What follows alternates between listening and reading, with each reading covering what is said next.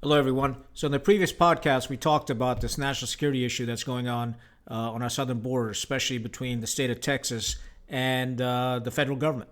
There's a massive influx of illegals pouring across the border, and Governor Abbott of Texas is just frankly tired of this and has blocked the border with with the state National Guard.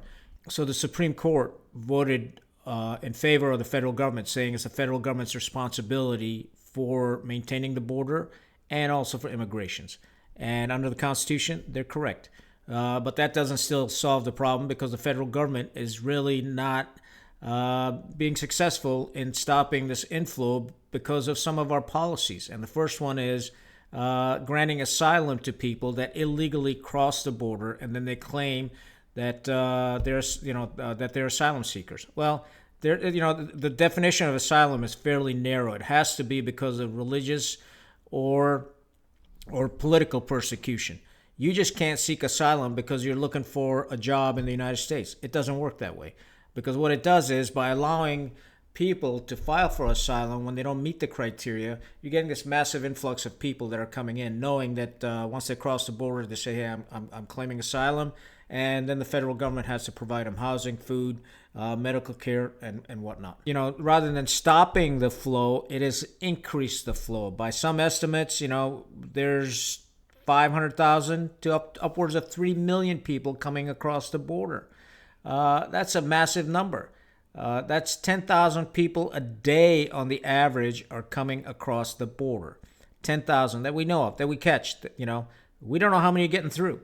By some estimates, there's 7 million illegals in the United States, as high as 22 million illegals in the United States.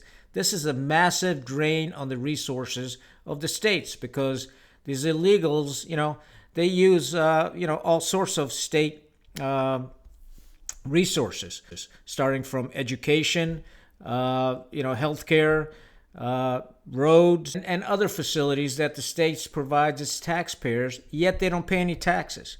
So that's a major issue that the states have to face. So it's a significant burden on behalf of the states and on the taxpayers ourselves. That's a burden because of it.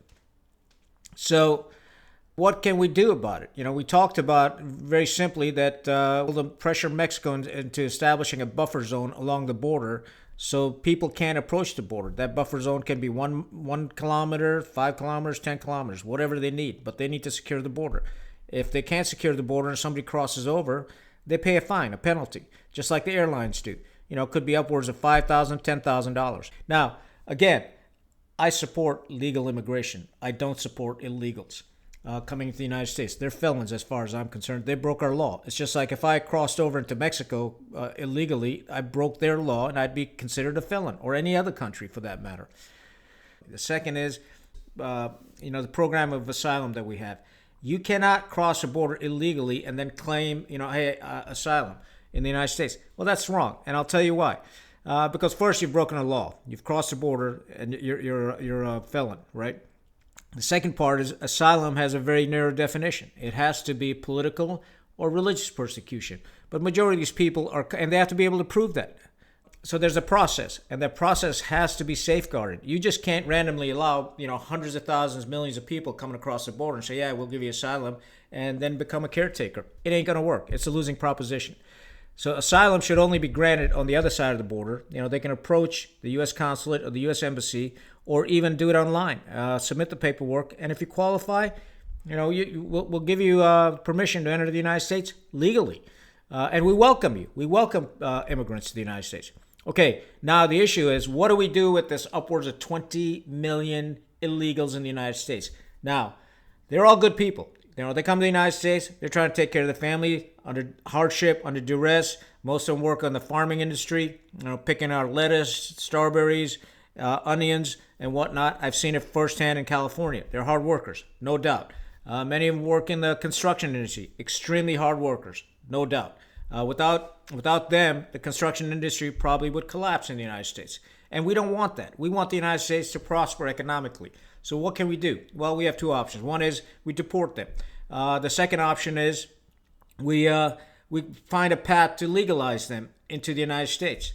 So I'm all for maybe a combination of the two. If you have committed a crime in the United States, you're gone. You're out of here. You don't respect our laws. You don't want to be a law-abiding citizen. Go away. Deport them back to their home country. Then the remainder, which this will be a small minority of these people that have broken our laws, they're gone. The rest of them, we give them a pathway to become citizens of the United States. First thing is we give them a Social Security number. By giving them a Social Security number, they're paying taxes to the state. They're paying taxes to the federal government. So our tax revenue goes up. And that benefits all of us. And it also helps to offset some of the costs that these people are using in terms of education for their children, healthcare, and other things resources that they consume. So that offsets a lot of that. The next thing would be, you give them an accelerated pathway, a fast track to citizenship. You go in the military. Our military is hurting right now. We just can't get enough recruits in the military. By some estimates, we're 41,000 recruits short last year. That's equivalent of 4 divisions worth of troops. That's a huge amount. That's a core size element that's missing out of our military. So maybe give them a fast track to citizenship. Join the military, do 5 years, whatever the number comes out to be, and you can become a U.S. citizen. So that's another way. That's a positive way.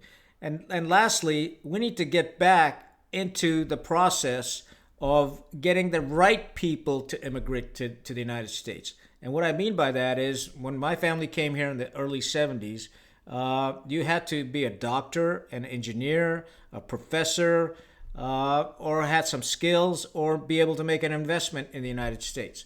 And you were allowed, and you had to follow the process. You got a green card, you had to do your time, and then eventually qualified to become a U.S. citizen. And those are the type of people we want in this country. We don't want a bunch of people that are coming here just to do manual labor. Yeah, they're necessary and much appreciated, but we need to sort of start raising the bar. Once we do that, we're going to become a more productive society. Right now, we're starting to fall behind. That's probably another topic for another podcast, but this needs to be done. This is a serious issue. And when you start discussing this issue with many people, they'll say, well, the Posse Comitatus law is in effect. The president can't send federal troops down there. That's bullshit. Okay, the Posse Comitatus law was enacted in 1878, and it was basically not to have the federal troops start enforcing civilian laws. That makes sense. But there's also an exemption if it's authorized by the Constitution, you can use federal troops, or if Congress authorizes it. Now, to me, enforcing an international border is not enforcing civilian laws. Those are international laws. The United States has to defend its borders. We just can't rely on law enforcement to do that. This is a crisis that we're in right now, and I am apolitical. I really don't give a shit about being a Republican or a Democrat. I'm an American. I care about the Constitution and our country. And I'm speaking to both sides of the aisle.